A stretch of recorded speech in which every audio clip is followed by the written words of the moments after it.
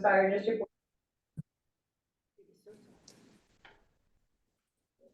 Okay, let's check that over. Okay, at this time, we're calling the regular monthly meeting of Clackamas Fire District's Board of Directors to order at 5 p.m. per ORS 192.610 to 192.690. Per ORS 192.650, this meeting is being recorded. The video recording of this meeting will be placed on the Clackamas Fire District website reasonably soon after the meeting. At this point, please stand and face the flag for the pledge of allegiance. I pledge allegiance to the flag of the United States of America and to the republic for which it stands, one nation, under God, indivisible, with liberty and justice for all. Thank you. Changes to the agenda, Chief Brown. Yes, thank you, Marilyn. We do have one small addition to the agenda. And if you're good with it, we'll put it underneath the President Wall remarks under item 6 on the agenda. Will be the introduction of new Human Resource Officer, Eric Walker. Thank you. Okay, approval of the minutes of the regular board meeting on August 21st, 2023. Does any board member have any comments or changes to share? Okay, Jim? No? Okay, hearing none, the minutes for the regular board meeting on August 21st, 2023 stand approved as written. Okay, at this time, I'm calling for statements from citizens regarding district business. Shelby, do we have anybody sign up? We did not. We did not. Are there any hands? Let's see the hands. Anybody here? Okay, so there is no comments from the public at this time. So at this juncture, I'm going to introduce the new employee, which I'm going to hand off to the fire chief. Great, thank you so much. We'd like to introduce before you and have him say a few words, just a little bit about his background and who he is. This is Eric Wolk. Eric, if you just kind of, I guess, to the podium there. Right, to go to the podium? Yep, go to the podium. Really excited to have Eric here, and excited to have him be part of the family and see where he takes us as an organization. I'm excited. So Eric, turn some time over to you, buddy. Thanks, Chief Brown. So again, my name's Eric Wolke. I'm the new Human Resources Officer. So I started last week, last Monday. So it's really glad to be here. Just everybody always wants to know about background and experience. So I live in the Albany, Oregon area. I plan on relocating up here in the area. I put in 3 bids for houses and I've gotten shot down on each one of them. So anybody can give me any help, that would be appreciated. So, but we'll find something. So, but I have a wife and 2 kids. My kids are 32 and 26, which I can't believe. I just remember when they were yay high. So that just shows how time quickly goes. So, but as far as my experience and background, I started with the state of Oregon, and I worked in HR for over the last 20 years, going back to around 2000. I started in HR. So I started as a recruiter. So I went through being a junior HR analyst, being a senior analyst. I've been an HR manager. Assistant director was my last position. And now it's at Benton County. So here I are. So what attracted me about Clackamas Fire District was I always like to do a lot of research, because if you're gonna go work somewhere, you should know who you're working for and kind of what you're getting into. So what really stuck out to me was the Here For You motto, and then some of the values with talking about the team. So those are things that resonated with me. And those are things, as far as work I'm doing, a lot of that stuff will go through strategic planning and teams. A lot of that's going to go through the work I do. So it's a no-brainer kind of coming here. So I felt like, I think I told Chief Brown, I think I hit the jackpot. So it's good to be here and good to see you all. Thank you, Eric. Yes, sir. To refresh my memory, who did you work for last? My previous employer is Ben County, Ben down County? Corvallis. And Yeah. what position? I was the assistant HR director. Okay. Well, Yeah. thank you. Yes, Thank you, welcome. well, thank you. Good school in Corvallis. They were bright yellow? Maryland, so in true fashion, I call him Eric Wolk and it's Eric Wolke, so I apologize that, Eric. Yeah, we'll It's talk been a long, about it. been a long day. It's been a long day, so. Oh, yeah, and if you're good with this, Eric, you got a drive ahead of you, Yeah. going ahead and excuse you to be able to head home, Okay. if you desire. Oh, certainly. Okay, Yeah, awesome, Thank you. thank you very much. Welcome aboard. thank you. Yeah, this is, you might wish you'd stayed.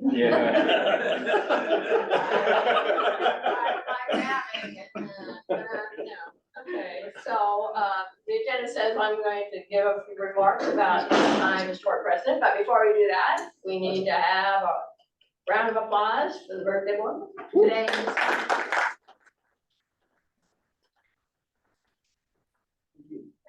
So congratulations, and did I understand, Chief Brown, that you're making an appearance at a dunk tank tomorrow? Oh, who's throwing me under the bus there? Yes, tomorrow. 5:40 tomorrow. If you wanna crack at the dunk tank with me, it's 5:40 tomorrow. Yeah, Where? at Valley Public House on 162nd, yes, it's on Yes. Facebook. It's on Facebook. Oh, I'm in trouble. Okay. So those of you that fell the Valley need, Growers. you'll be there. Thanks, Marilyn. Anytime, Chief. So, it's been a busy year for all of us, in this 12-month period, we don't actually run on a year. And, so it's seen some good things, I appreciated the resurrection of our awards ceremony, so that we got to have that again. And then we had multiple, swearing in, not swearing at things. But I like to spend a few minutes mostly focusing on, the cultural assessment, which had just happened. I understand the board is gonna have a work session next week on Tuesday to discuss it, so there'll be further discussion on it, but I wanted to get a little ahead of the curve here. So, it seemed to me there were a couple themes, only one of which I want to address here, and that was the theme of family and culture, which is supposed to be reflective of what goes on here. And I want to remind people that family is not always perfect. My family's not perfect, and there's only two of us. So there are disagreements, there are tensions, there are angry words at times, but the benefit of the family is that everybody does stick together, they come together and they help each other. And I think that's the family that our people are reflecting in their response of why Clackamas. And the second thing I want to address relative to that is that there is if there's a perceived need for change, and there did seem to be some in the second questions, and I do want to thank everybody who responded. We had a good response to the first questions, and like 139 people responded to the second question. And I appreciate everyone taking the time and the thought that went into their responses. One of the things that there seems to be is some thought that change only comes top down. And while that does appear to be it, in reality, you are the change makers. The people at this level, the lower level, it goes up. And you have to make it work. When I was at the apprentice swearing in, which was very well attended, and thank God I'm not in high school anymore because I got lost in Nelson. It's a huge school. So, but one of and of course, it's a wonderful program, and the chief and also training Chief Kyle Olson received credit, but mostly Captain Nate Hahn and Captain Micah Shelton deserve credit for taking an idea and making it a program, and a very successful one. But Captain Hahn, when he was speaking, of course, had many people to give credit to for what had happened, so that they could be there having this first class of graduates of the apprenticeship program. And one of the things that he and he had pages of people to talk, to credit, because such a program like that takes a lot of people. But what came to the fore was how long it took. And he particularly credited retired Captain Koenig, who had worked for a decade, almost a third of his career in the fire district to make this happen. And so that's what I would say to those of you is change does not occur overnight. It took Carl 10 years to get that done, and it can take a lot of time. And so if you have something that you think needs change, correction, or addressed in this district, you need to bring it forward. You can't go home after the first time and say, well, nobody listens. I don't need to do anything. Nobody listens. Because it takes time to make things happen. And will you always get what you want? No, but you will make a difference because you tried. So with that, we're gonna move into the most important event tonight, the election of the new officers, which we do every September. So at this time, nominations are open for the office of president. I nominate Jim Surrey for president's position. So second? And it's been seconded by Chris Haas. Any other nominations for the position of president? Hearing none, Director Searing is now President Searing. Congratulations to Jim. And I'm handing over On behalf of you, Madam Chair. So, meeting is now President Searing. Well, thank you, Director Wall. We all appreciate your leadership for this last year, and thank you for all that you've done. With that, I thank the board for your support. I'll work very hard in the next 12 months to do the best job that I can as president of the board. So with that, I don't have a gavel, but nominations are now open for the office of vice president. I nominate Chris Haas. Second,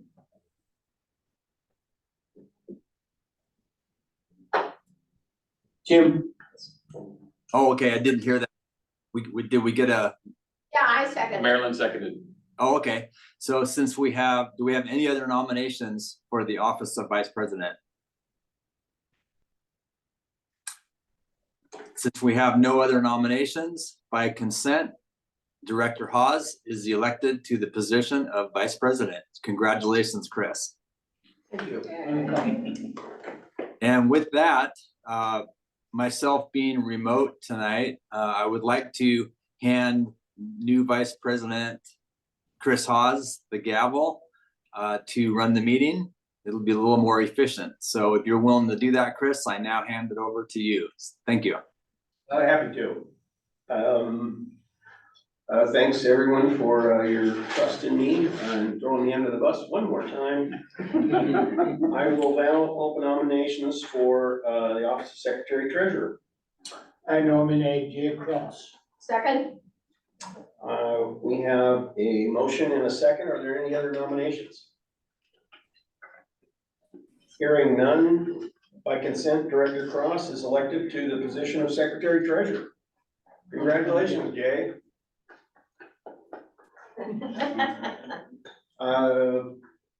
Moving along, I'm not used to having a script to follow. I usually wing these things. We have no business items today. So our other business, it looks like we're OB1, Assistant Chief Stewart, will review the changes and updates to the board policy manual. All right, well, thank you, Mr. Vice President. You're halfway through your allotted time.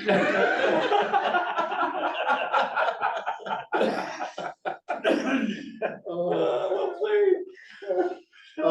We've got two major components of the changes to the board policy manual tonight. I'll walk through the first and generally the body of the overall governance and structure of the board.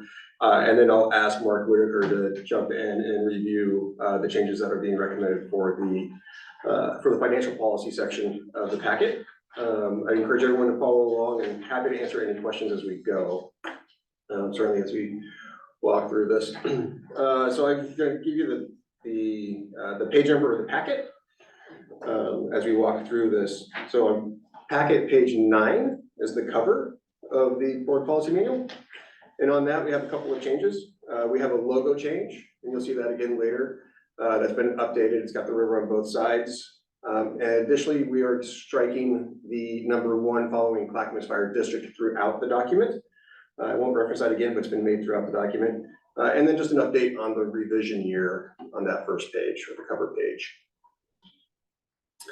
On the table of contents, there's some new pages or paginations listed in the table of contents, and those may adjust again once the changes are accepted. That may shift the page numbers, but the content remains the same.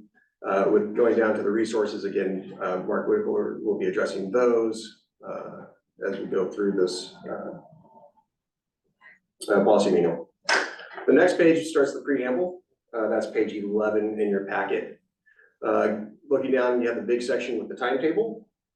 So we made a couple edits there, and I recognize that there's a couple other edits. I think one of it is just the way it shows up here, but I do not expect that second box at the bottom, or the box at the bottom that highlights Sandy separately, to be included in the final.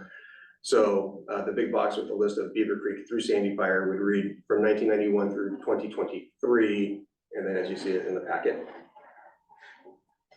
Down below there, one minor change, we've added the and Sandy Fire District to who we provide services to. And I struck the remaining line. We've had some changes with some minor services, and it seems relevant to recognize that we will provide minor services or partial services as agencies need, but I didn't think we need to adjust that each time in the packet. Moving down below that, still on page 11, with the addition of Sandy, we now have 24 fire stations. They have 3 fire stations in Sandy, but with Highland being an apparatus bay or just a bay, we really did not recognize that as an emergency response fire station. So that's why you see the increase of 2. That same page, you see the old logo. For some reason, the strikeout of it doesn't show up on this. And then moving down to page 12, looking to include our employees and volunteers as one body, where we have nearly 400 employees and volunteers, serving an approximate number of community members, about 240,000, and just over 300 square miles. Below that, you see the new logo, which is reflected on the same front page as you saw earlier. Going down to page 13, that's just the introduction to section 1, or the cover page for that. You see the change in revision dates. And going to page 14, this is a piece where, with the recent work and the focus over the last year of the fire district and management, where we've been spending our energy and trying to create values and a vision of the district. Core values of teams replaces the purpose statement that was there before. And I think, as you'll hear in the workshop coming up in a couple of weeks or next week, there was a lot of time spent by the body on teams and what it meant and how we could demonstrate that. We wanted to reflect that here, so that was a recent change that the board will support and promote the district's core values of teams, trust, empowerment, accountability, mindset, service. And then going down to page 16, section 4.3, and there's a few sections coming up that we have changes to. This was a change that just clarified that it's not only shall be the policy of the board with an appropriate resolution, but the board actually adopted it and clarifies that language just a little bit. The resolution is the same, the appendix reference is the same on that. And then page 17, under section 5.2, just changes to the person to the board members' election dates or term expiration dates since the last election. Going down to page 21, section 7.7 is the next change. And this is a section that talks about the monthly or the routine monthly activities of the board, kind of as a prompt for staff to make sure that we're prepared for your expectations and how we can serve you. With the changes in how the board has addressed proclamations in the last few formerly routine ones that had been there, we're recommending striking those from the calendar.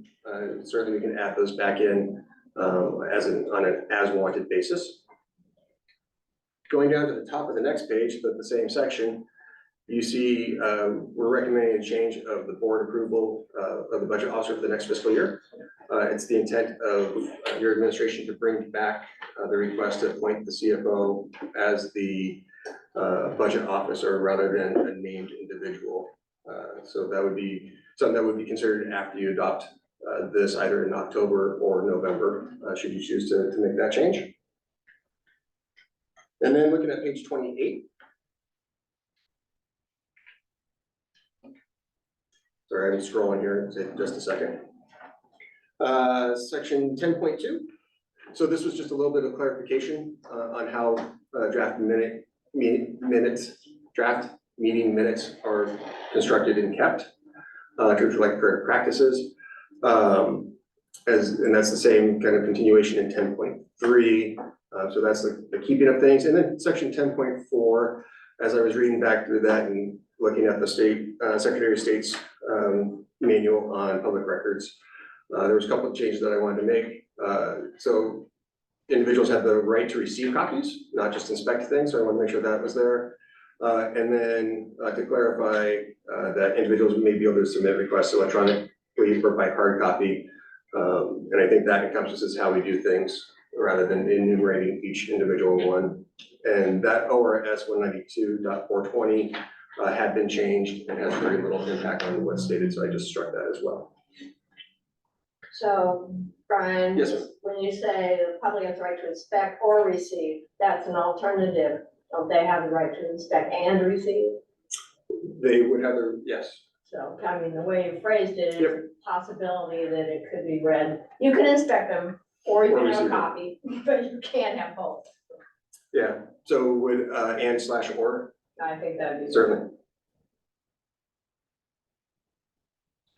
And do we have someplace where we tell people where they have to submit these requests electronically? Because I could, I don't want a request to come in and nobody knows that it came in because it's not directional. We have an online form. Shelby may be able to speak to that a little bit more clearly, but it's an Yes. online submittal. On our records, on our website, we have a public records request form and it navigates depending on the type of request to the appropriate department person.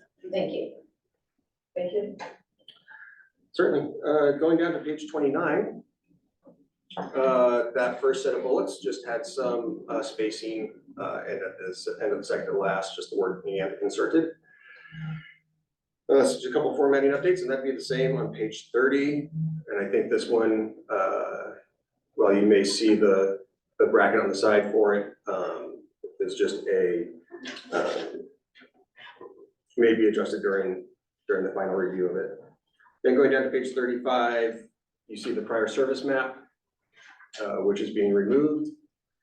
And that's followed immediately on page 36 with the new service area map, including Sandy Fire District number 72 and the removal of the Highland Fire Station on the map.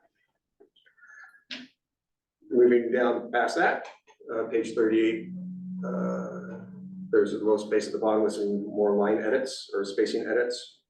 And then page 40, we get to the appendix of committees and liaisons, cleaned up a couple things on there, and then changed the dates and inserted some new names under the executive committee.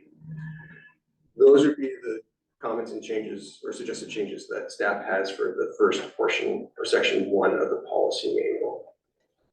I'm happy to review those or answer any questions. Anybody have any questions? No. Jim? Anything from you? Any questions or comments so far? I just had one input on the premium.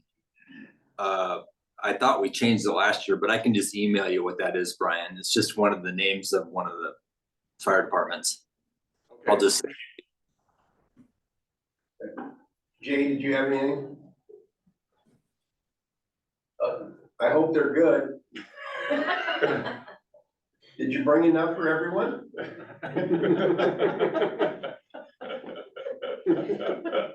Okay, go ahead, Brian. Well, that's it for section one. At this point, I'll go ahead and turn it over to CFO Whitaker for section two changes.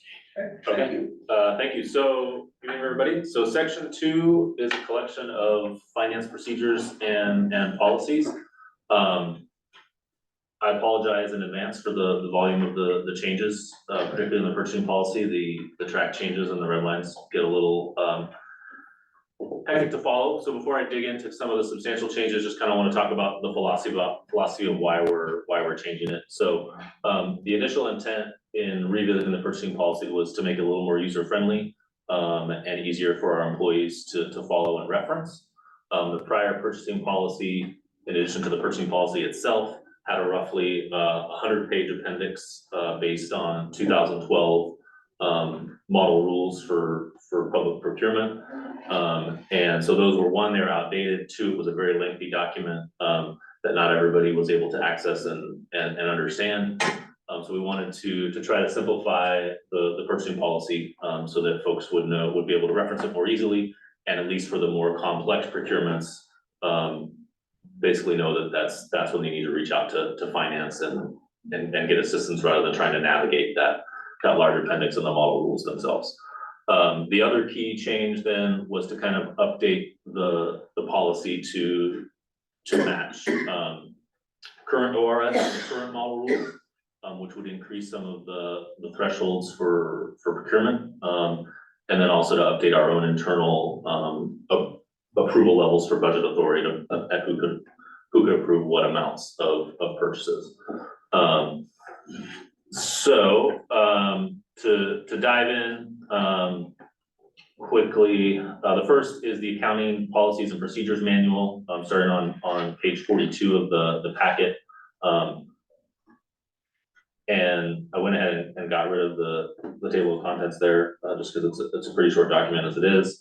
But you can see some of the changes in purchasing thresholds. Purchasing authority is outlined starting on page 45, and it's repeated again in the purchasing policy later. But really what we're proposing is currently any purchase over $50,000, assuming that there's not an exception for it, any purchase over $50,000 has to go to the board of directors. And we're proposing to increase that to $100,000. And then that would allow any purchase up to $100,000 to be approved by the fire chiefs or the assistant chiefs. And the reason for that largely is we think we have adequate internal controls to manage those purchases internally. Any purchase over $10,000 has to go through Michael Wong to make sure, our finance manager, to make sure it followed proper purchasing policy and it fits within the budget. Anything over 25,000 is coming to myself or an assistant chief. So we feel like we have those controls, and it provides a little more flexibility to move those procurements through without having to come to the board.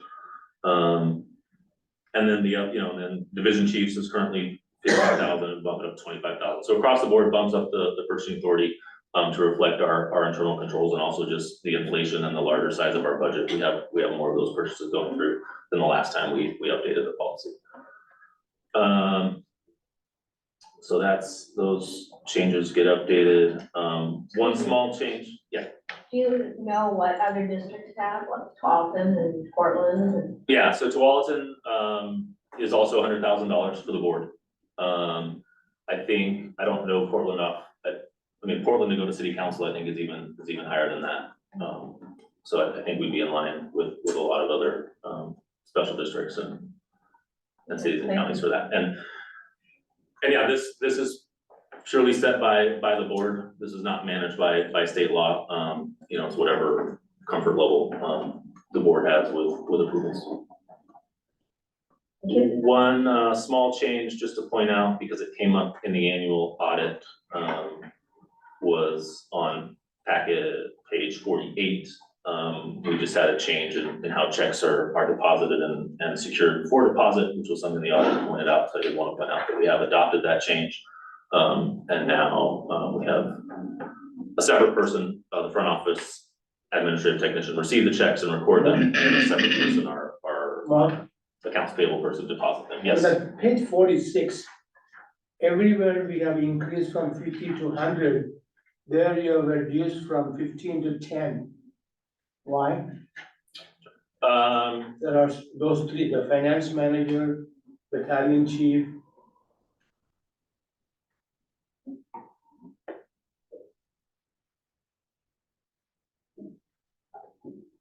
I think it's just to make it consistent, we'll get to a separate section of the policy, right? We've changed the threshold for what requires 3 quotes. And I think I have a preference that anything over 10,000 gets reviewed to make sure that folks are following the procurement policy and getting 3 quotes for goods and services purchases. And so, and I think it makes sense that Michael has eyes on those and the department managers have eyes on those and are approving us. So I think it strengthens our internal controls.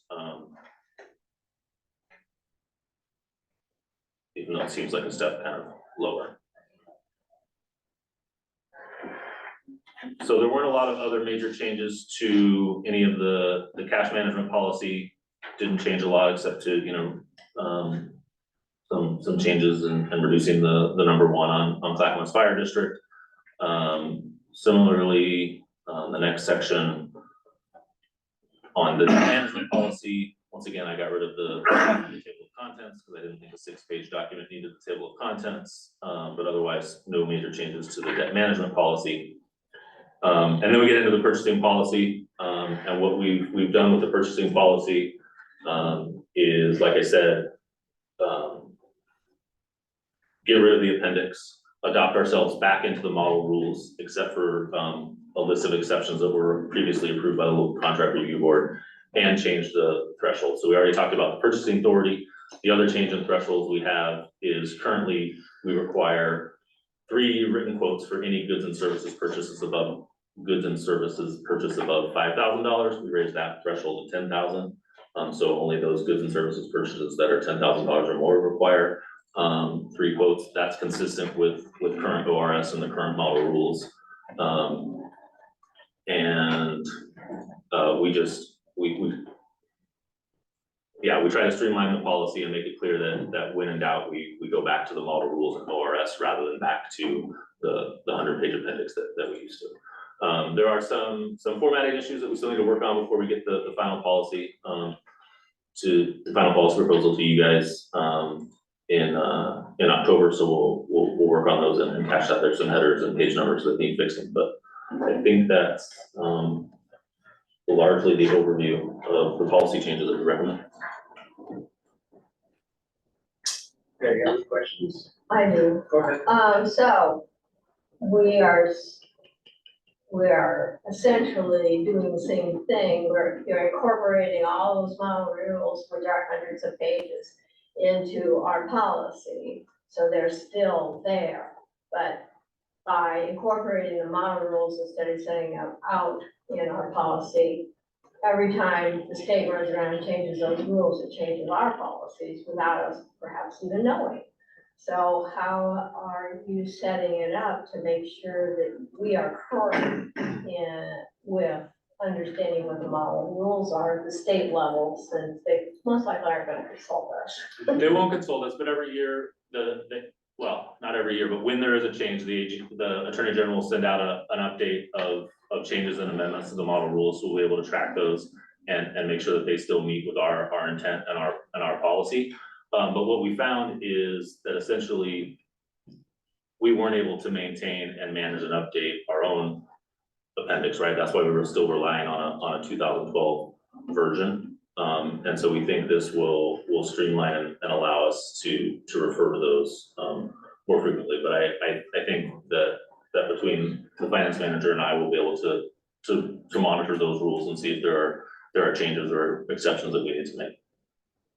So does it provide somewhere that the policy can be automatically amended simply without going to the board then? Because that's what will happen if you're gonna rely on outside rules that are generated by the DOJ, changing our policies on whatever basis they decide to change it on. So I guess I didn't see that in. Yeah, but we don't, I mean, we do have language that says our policy intent is to follow the model rules. So in that language, I think if the model rules change, we would adopt it. If it was a significant change, like increasing the threshold from 10,000 to 20,000. I think that's something we would need to come back to the board with, because that would be a change in the actual language of our policy. But yeah, it is our intent to follow the model rules and not maintain our own separate rules. Thank you. Thomas, did you have any? No. Jay, did you have any questions or comments? Jim, nothing? Yeah, Mark, the only thing I was kind of struck is there's, for a policy manual, there are procedures in here.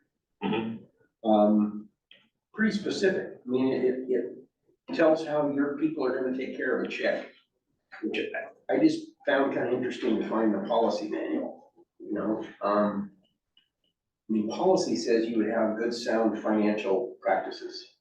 This is almost like we put in place a procedure to follow inside of a policy, and that just seems weird. The other thing that I did notice is we actually mentioned a bank, Key Bank. What happens if we switch banks? Yeah. Okay. So no, I think those are both good points. Largely following the past practice here of keeping the accounting policies and procedures manual in there, but whether that truly needs to be a part of the board policy manual is a great question. Okay. You know, it is a document that we maintain and keep. The auditors like to see it. And I think you're right that in terms of at least referencing both QBank and LGIP, I think it could be more general than specific, but that's a document we maintain for the auditors and just reproduce it here for you guys, so. Okay. Chris, can I add something? And it's been practice in this organization.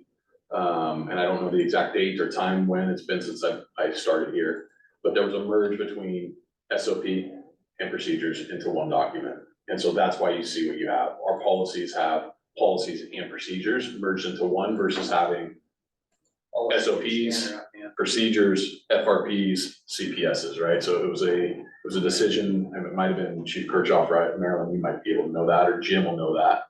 But that's when that decision was made. So that's why you see the policy as it is, and then there's procedures in it because we've merged the two. I did see, I mean, I kind of read through the purchasing before. I like the new better. Simple is better.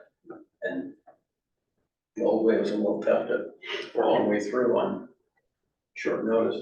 Yeah, I mean, one thing I'll say is public procurement and public contracting law is not simple, and we set out to simplify it. I'm not sure how successful we were, because no matter what, it's just gonna be a complex thing with a lot of exceptions, but we're hoping it's a little easier to navigate, and we feel more comfortable with it being able to manage it as well. So.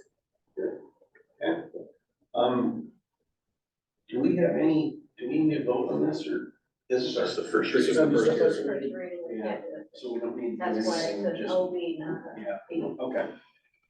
Okay. Go ahead, Brian. If I may reach back just to the one comment, and happy to address Your it. time, you know that. I know. You can take it from next month. Going back, just to clarify and make sure, on the updating of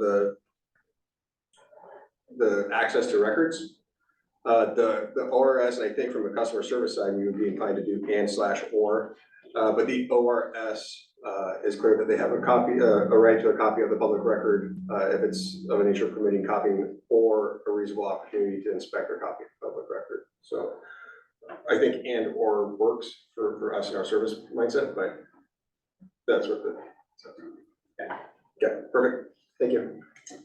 Okay, let's see, we are now to OB2, Board Committee Liaison Reports. Looks like we have Interagency Committee Director Joseph, Director Searing. Thomas? I will, Jim, do you want to update on Sandy? I know you are not there in Milwaukee, I can do that. Sure. We had a joint oversight committee meeting with Sandy on August 31st. We met with our two director colleagues from Sandy, and then Chief Dieters and Nick. And the contract seems to be going very well. There's a lot of good public interaction going on out in Sandy, so there's a lot of good comments. Our directors from Sandy had really nothing but good comments. Most of the meeting was spent getting a report from Chief Dieters and Brown regarding the Camp Creek fire.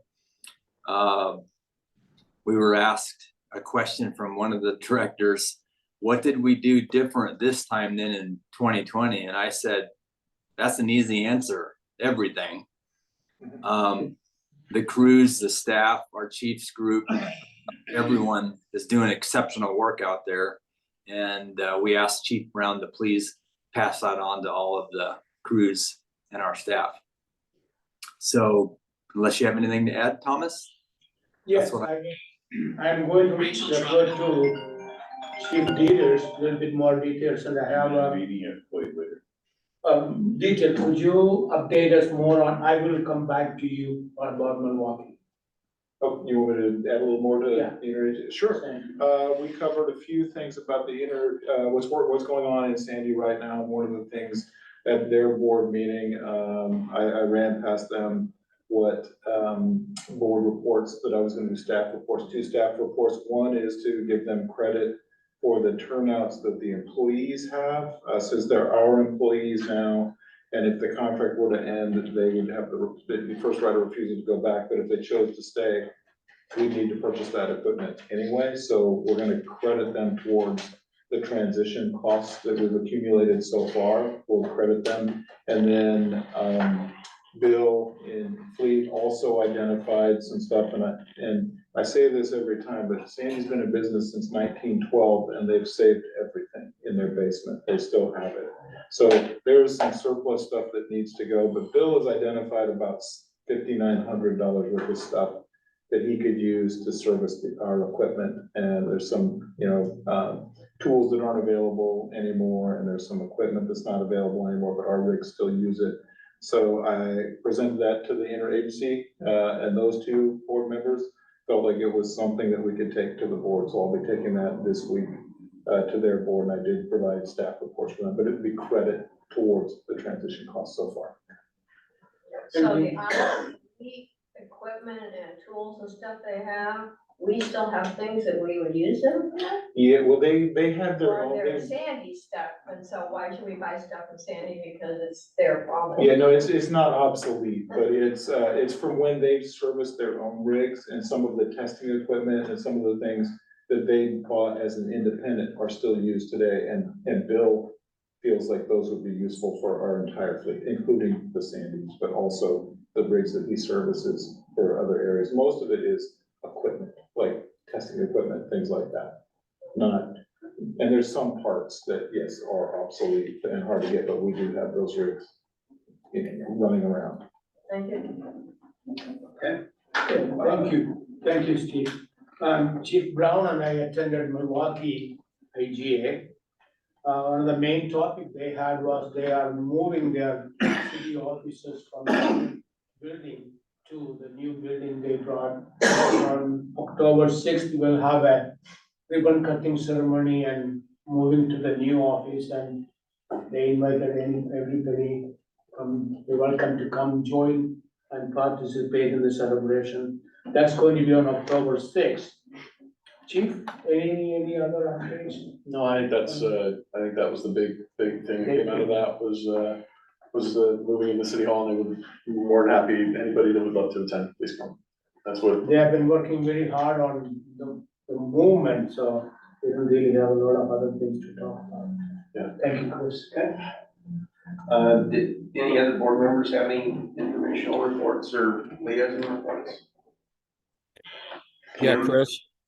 Yeah, Jay, go ahead. Oh, I just, I guess everybody's probably there, but Chris and I went to the campfire briefing that the Tier 1 team did at Sandy High School a few weeks ago, and we got to talk to several people in the community, including the some of the folks from Sandy, and I think it was a really good turnout. So I think it was a good opportunity to get our faces out there. I was a little disappointed that Chief Brown didn't get to speak at that, but other than that, I think that briefing went really well. That first kickoff one. I don't know, Chris, if you wanted to talk a little bit more about that experience that we had at Sandy High School, but I thought overall it was pretty positive. Yeah, I think it did a really good job, as we've learned, if we don't tell the story, people will make one up. So they really appreciated those meetings, that one the next day in Finland. Corbett, I think Ben Welch was here last week again, so, the community up there has been really happy and calm because they know what's going on, so they don't have to guess. It's been a really good model, it's worked out well. Well, thanks, Jay. Okay.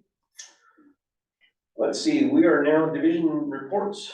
R1A, Fire Chief, Chief Brown, do you have an update for us, sir? I do. Now, this might be a little bit longer, so you might need to cut me off for my time here as well. But Marilyn, I just want to start by saying thank you so much for the last year, for your guidance, listening ear, and the multiple conversations that we had throughout the year as situations arise. You did a great job helping this fire chief move forward with things, and I just can't thank you enough for your compassion, your dedication to service, not only to the community, but to the firefighters and staff of Clackamas Fire. So appreciate all your efforts, and thank you very much.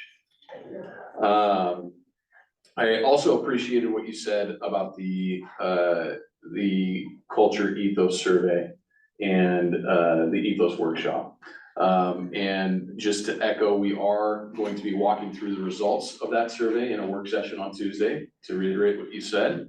Next Tuesday. Yep, next Tuesday, sorry, thank you. Next Tuesday, and the All-American Leadership consultants will be there as well to walk through the results.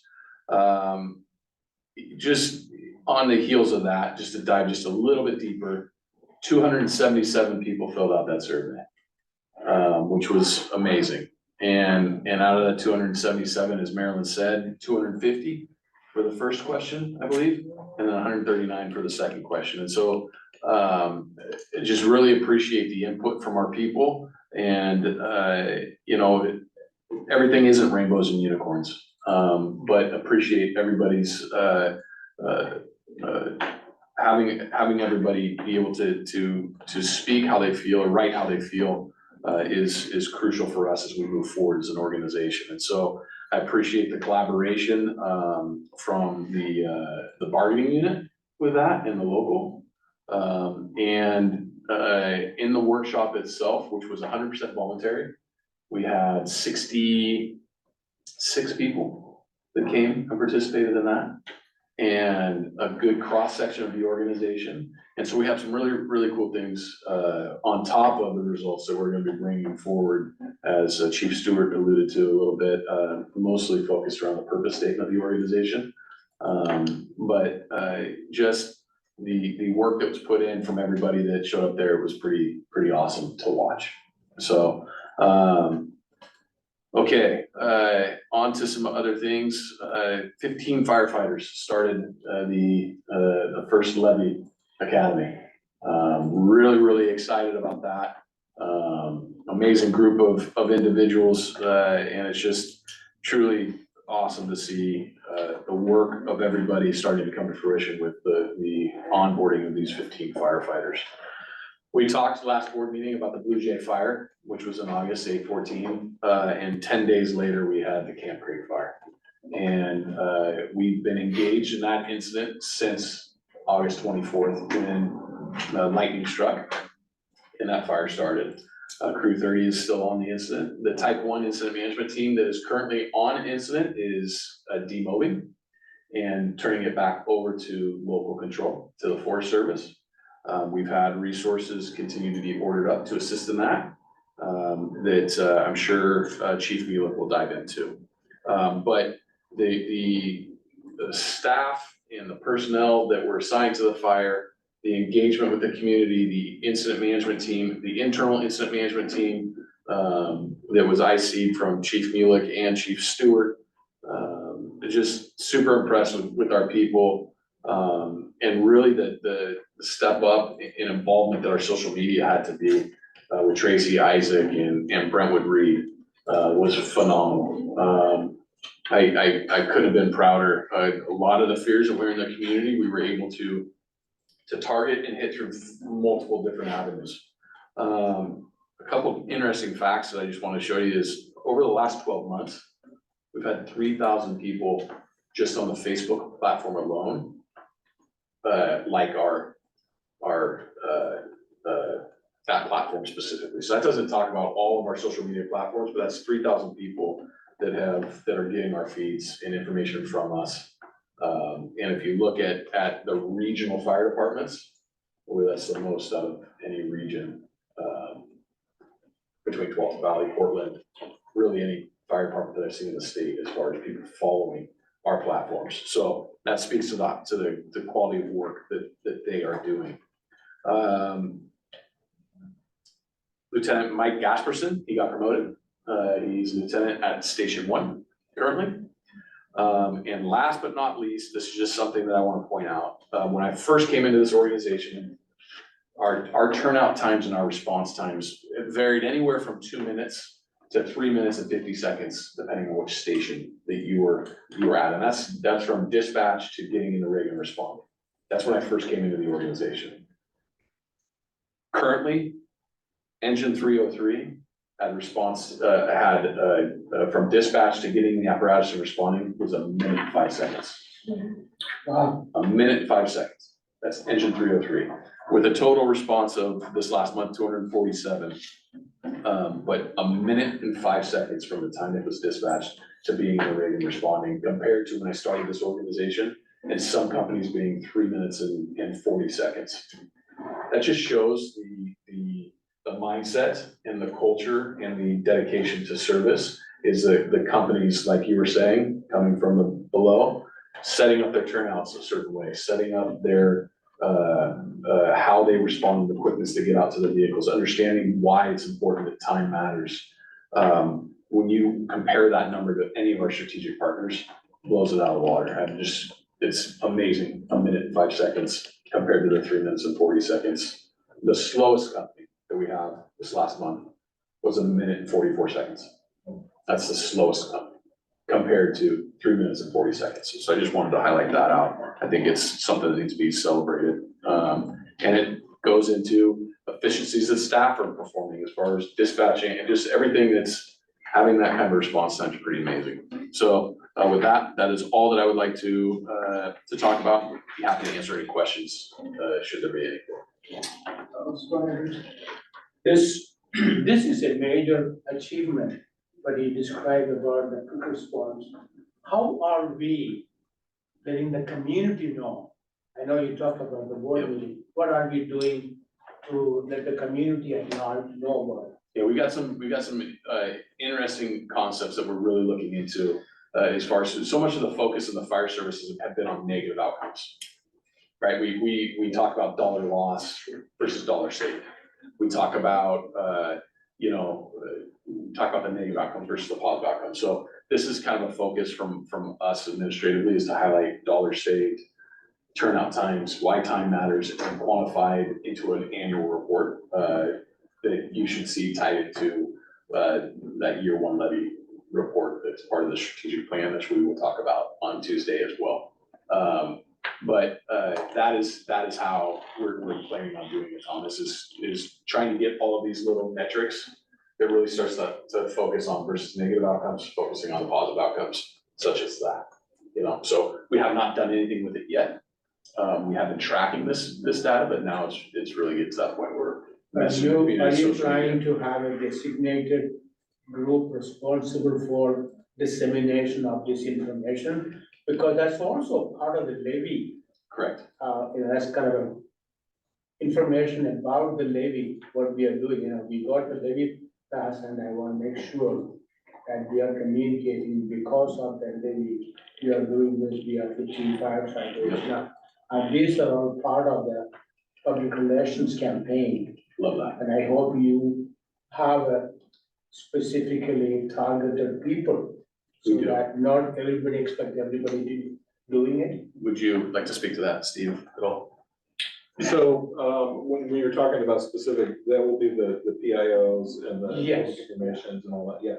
There's plans in place to start working with that. We've also got a little bit of room left on the coastline contract, and we've engaged them for a little bit of help. And so we'll be working on that timeline. We've also already got signs ordered, and Chief Whiteley and Isaac Hamilton and Tracy have been working on that package to start rolling that out. I attended the Ringo's Pond event, which was on a Sunday ago. And that used to be a rodeo that was just in the Clark's area for years, and they teared it down to. But we went, and nothing but great conversations about next year. The crew that will be there will be from the Clark's station. So lots and lots of support, lots of great feedback for that, and super excited to vote. Yeah, a lot of the people were very, very open about voting yes because of what it meant to getting staff. But yes, there's a plan to get all that information. I hope that we are intentionally doing that, not just happens. Yeah, you'll see multiple platforms of disseminating through our communication platforms, right? You see an annual report, and you'll see social media, and really those are the areas that what we've learned doesn't capture everybody, but it captures a vast majority of our Thank you. our communities. It was actually one of the things we discussed in the future funding task force with the consultants, was making sure part of the story was trying to pass the levy. But then after that, you have to tell people the successes you're having because of that, and tell the story instead of just leaving them, well, we voted for it, they got it, what did they do? Yeah. You have to go make sure they know. So yeah, the plan in place is good. I know they've done great stuff for them, so. That's a good quote you said earlier. If you don't tell the story, they'll make their own story. Yeah. That's a good quote. And it has been, it's kind of my area out there, both the Blue Jay Fire and the Camp Creek Fire. The community has been calm because they've been informed. People have told them what was going on, so they didn't have to guess, they didn't have to worry, they didn't have to panic. They've known what was going on, they got good updates, and people are really happy about it. So we're doing good. Okay, anything else, Chief? That's it. That's, okay, we're gonna give Chief Stewart an update on the Office of Strategic Services. See how he does. No pressure. Marilyn, I'd just like to thank you for being so nice to me over the last year. Just a few Darn, things. I failed. Just a few things to touch on. A few months ago, we talked about the SDIS or SDAO Best Practices Program and the insurance discount associated with that. I went back, confirmed, and completed one last task. So we are now eligible and should receive the full 10% discount for the next year. The focus this year was on emergency management planning and emergency preparedness. So all of our policies meet out with Oregon State expectations and SDAO's best practices, which is great. Another piece, and Chief Hoffman can correct me if I catch something wrong, under facilities, our fence over at Station 1 is well underway. They've got the back fence all done, which is like a vinyl coated hurricane fencing along the creek area. And then the front, which is the wrought iron piece, is well underway and should be completed in a couple of weeks. Looks really nice out there. And I think it'll bring the properties together nicely. Clackamas County has done some favors. September 7th, they took to the board, and then on the 21st this week, they have their second hearing and will be able to approve the actual change to the urban renewal plan for the industrial area to allow us to use the funds down there. We have a number of projects that we're looking at for the training center with the remaining funds there.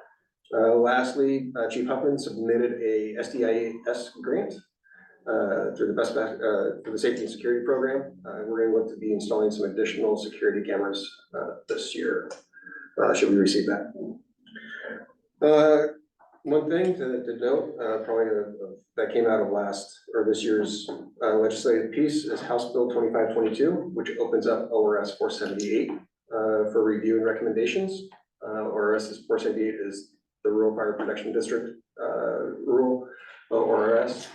So other than things that would impact timber and the valuation and assessment of taxes with timber, that ORS is open, something that OFDDA I'm sure is aware of. Chief Roger Johnson, who's our legislative chair, for OFCA, is putting together a work group, to make sure that they're in front of and working with partner agencies on that. The recommendations for that, I believe, are due September of next year. Lastly, technology services, big month for technology services. Like to thank all of our former employees for their work previously and during the transition to FastTech. FastTech did assume all services for us on September 1st, but over the last couple of months, they've been involved, as have Clackamas employees. One of the things that they had dealt with was a bad batch of phones. So when we started the go-to phone system, things were fine, and then we started having phone failure after phone failure. Go-to was challenging to work with, and once they identified that we had received bad batches of phones, they wanted to replace the phones as they died one at a time. Our staff worked with them and received a shipment of 155 phones, so they could all be replaced rather than continuing to deal with the problem as one crops up. So FastTech is in the process of finishing off that project, replacing the phones. And that's where we're at. We've got one employee on site full-time, named Zach. He's a FastTech employee, but he's here full-time, and they're working on hiring a second that will be on site as well. And then they have additional staff. I think we've had as many as 5 people on site in a given day for the last month. And I'm happy to answer any questions. Any questions? Jay, did you have any questions? Jim? No? Okay, good. Thanks, Brian. Thank you. Let's see, Office of Business Services, Assistant Chief Steve Dieters. Thank you, and first off, congratulations to you and Jim Steering on your hard-fought campaign. It was touch and go there for a minute, I wasn't sure, but luckily you prevailed. We're very proud to have you. For August, really started out, kind of normal, and then it turned into the wildfires and then community outreach and just really being consumed by working with the community and community services. But in the middle there, we started OC Health for health and wellness, and then we also hired the human resource officer, so we were able to go through some of the regular day-to-day stuff. But I think we handled August pretty well. We're kind of cruising into September now. So that's really all I have. Steve. Yeah. Please go ahead. You are too quick to compliment them. You haven't seen the campaign financing reform. Yeah, I should wait to see that. Yeah. Early reports are that Jay cheated. This is why I'm out of the country. Yeah, he's out of the country. Is there an extradition treaty there? Office of Financial Services, Chief Financial Officer Whitaker.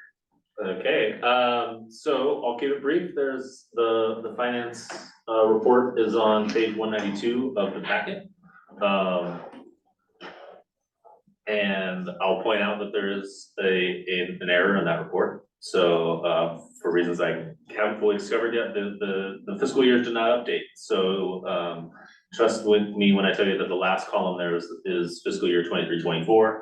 And the middle column is fiscal year 22-23 and so on. So you're looking at current year data, even though it's not labeled as such. We'll get that fixed.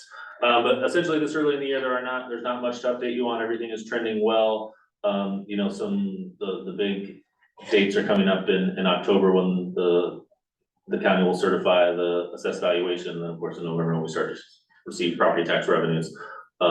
But at this point, overtime and other expenses are trending within budget and not much concern. So that's a good sign. And I think that's it for finance. Good. Anyone have any questions for Mark? Jay, any questions for Mark? Jim? No? Okay, good. Thank you, Mark. Next up, we have Office of Emergency Services, Division Chief Dan Mueller. Yeah, thank you. Trying to figure out what department Steve works for. He said that we had an easy August and cruised into September. I was just referring to what I saw.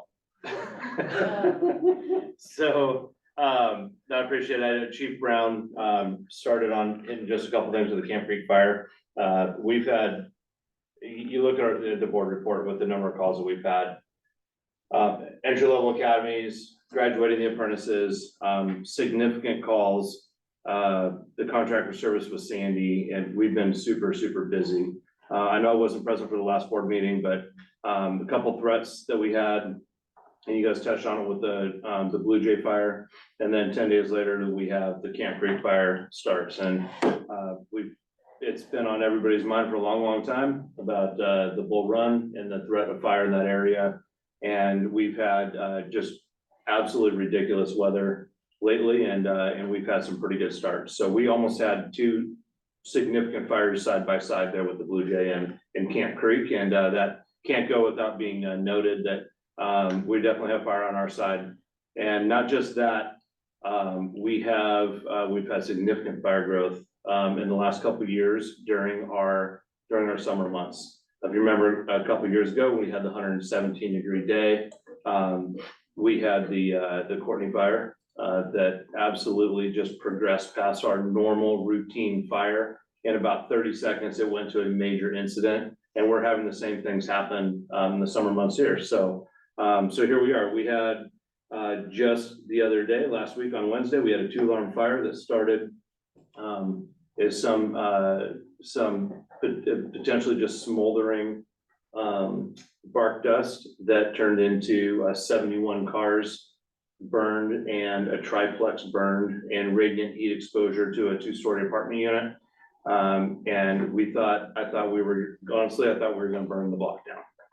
I cannot believe that with the wind that we had, the heat and how fast the fire progressed through that car lot. I am surprised that the fire did not cross Jennings and continue to burn trees and structures. So very thankful for quick, aggressive attack and quick response fire workforce out there on the line to get that thing stopped. I thought that was going to be the biggest call of the year until a couple of days later, when we had just right up the road, we had Miles Fiberglass take off. The unfortunate things that we've had a significant amount of fires there over the last year while that building has been vacant and turned over to the county, and now it's pretty much completely on the ground for the most part.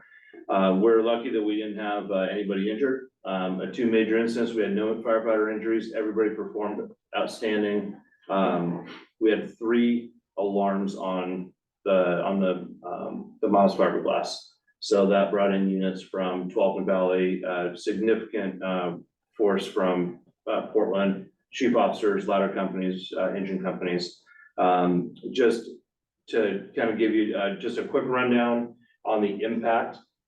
We normally have a column that goes up on any fire, and then it kind of lingers and drops product of unburned product of combustion or debris field from the incident, and it's normally on any given incident, the block is affected. Well, we had CCSO did a patrol for us, and they found from all the way to Sunnybrook, from Audie all the way to Sunnybrook, they had debris where county roads had to go sweep up the streets. There was debris on cars.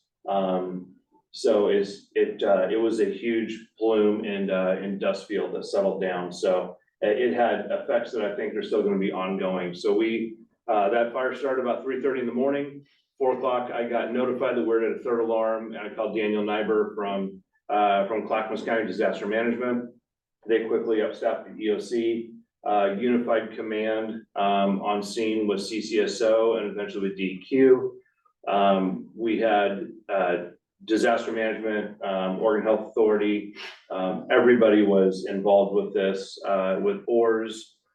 We had the freeway affected, we had housing affected. We had long-term sheltering issues that we needed to deal with.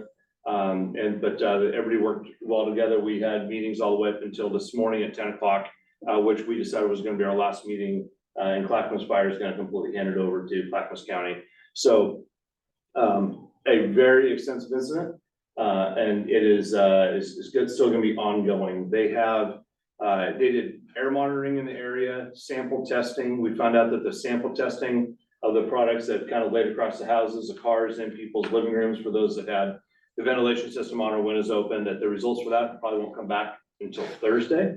So it kind of shows the work that the county has ahead of them for dealing with the mitigation and cleanup with all that. So they did host last night. It, just as a small community event, kind of taking off the wildfire. Take a page out of that book that, like you said, if they're not informed, they're gonna make up their own story. So it wasn't a bunch of attendees. There's, I believe, 50 online people attending, but information from DEQ and from the county just kind of helped put everybody at ease. So the exposure to the area was after talking with DEQ, it wasn't what we had the buzzwords of asbestos and fiberglass. Talking with them, the exposure was minimal, diluted with water, like everybody's in pretty good shape, but there's just all those things we gotta work through to finish this thing up. So super thankful that nobody got injured on that incident. It's unfortunate to see an abandoned building go to the ground. So okay, just moving down the list here, we just spoke earlier about the bond, or I'm sorry, the levy funds. So we have an apparatus committee put together. We're finalizing a spec on a couple new engines that are going to be purchased, and with the QRVs, the quick response vehicles that we promised with the levy. So we're working with Bill Bischoff and our operations, some people from operations of different ranks to kind of put together a spec to finalize that so we can move forward with purchasing. We've had on Saturday, we have a safety fair that up in Oregon City. I believe 2,000 people were expected to attend. With the miles fiberglass incident going, we were still able to do extrication demos, show and tell on the apparatus. We had Lieutenant Lamming narrate the extrication, so we were able to still manage a major incident and still do the public safety component with some moving companies around. So just great teamwork by Chief Whiteley's division and getting that, working with operations to get that all handled. So and then I'll just wrap it up that a lot of these big incidents, we have utilized our drone program that is just literally getting off the ground. But be able to fly a drone over miles fiberglass over some of our wildfires and be able to see the incident from the air has been absolutely huge. I did put in the report that they had a water rescue call on the 13th where the boat team launched with the drone operated by one of our battalion chiefs, and they were able to locate the victim with the drone that was submerged in the water about the same time that the boat saw him as well. So unfortunately, the individual didn't survive, but it just kind of goes to show that technology and we're working together to give everybody the best fighting chance. So yeah, a lot going on in operations. Any questions? I'd love to answer them. Any questions? Jay, Jim? No? Okay, thanks, Dan. Awesome. Next up, professional firefighters, Clackamas County Local 1159, shop steward Andrew Gordian. What do you have for us tonight, Andrew? Just a couple things. Thanks, everybody. So earlier this summer, we had our annual picnic. We had over 300 people attend. It was one of our most well-attended picnics so far. 5 of the apprentices hit the line for their first shift on the 12th. We're looking forward to the rest of them hitting the line once they're done with their EMT basic class. We're working through the initial phases of paid leave Oregon through the Hartford. And I just wanted to give a thanks to CFO Whitaker and his team for all the work they've been doing on that, because it's been a little rocky, and I think it's nice to be in it together with them. So awesome. That's all that I have tonight. So if you guys have any questions, I'm more than happy to answer them. Any questions? No. Jay, Jim? No? Good. Thank you, Andrew. Appreciate it. Volunteer Association report, volunteer coordinator Ryan Gregorio and President Michael Morton. Okay. Thank you, Director Cross, remotely from Newport, Oregon, the Arson Investigators Conference. And would just like to share a little bit about our activities over the last month. Station 12, we had 21 out of 31 nights, 7-4 out in Dover. We had 19 out of 31. Rehab Station 21, 10 out of 31, and out of Station 2, Rehab 302, 8 out of 31. We haven't missed a rehab call out, but those are the committed times that the volunteers are committed to doing that. For training, we did a little bit of rural water supply. We participated in the Boring Dole Parade. one of the shortest parades, which was kind of interesting for some of the volunteers that hadn't done that in the past. We also had an EMS drill, and then the 23rd, we did part 1 of extrication and kind of incorporating prepping cars that have been involved in an accident where someone might be entrapped for the extrication or specialty companies to come out so that they can operate faster, just getting everything ready, peeking and peeling, stabilizing the cars. And then we had a wellness talk on the 30th. And other than that, the board has transitioned. The president and vice president have both been hired away by neighboring agencies, which is great for them personally, but sad for me as a coordinator. So we'll be holding elections for a new president and vice president next month in the beginning of October. If you have any questions, I'll take them at this time. Anybody have any questions for Ryan? No. Jim, go ahead. Hey, Ryan, just a comment. I was working the boring dull day in the Vietnam War Memorial booth with my son and a few veterans. And I got a lot of good comments about the number of fire personnel that were there, the volunteers. Chief Dieters was there. Chief Snyder was there. A lot of great comments, lots of people. It was a great showing. So I just wanted to have you pass that on to the members. I will do that. Thank you. Thank you, Ryan. Appreciate it. Ryan, you and I have to do a better rehearsal in the future. I was prepared to give you a report. Madam President and members of the board, I know 3 months ago I promised you would not be seeing me again. Well, our coordinator just explained to you the why of it. I am now the acting president. I have a few comments. First, a question on by me. This meeting on Tuesday of next week, is that a public meeting? Yes. Work It's a work session, yeah. It is, okay, thank you. Excuse me. I have been asked by your former associate director Trotter to remind you to keep the date of the auction. I told him I would be bringing that up, and he thanked me for that.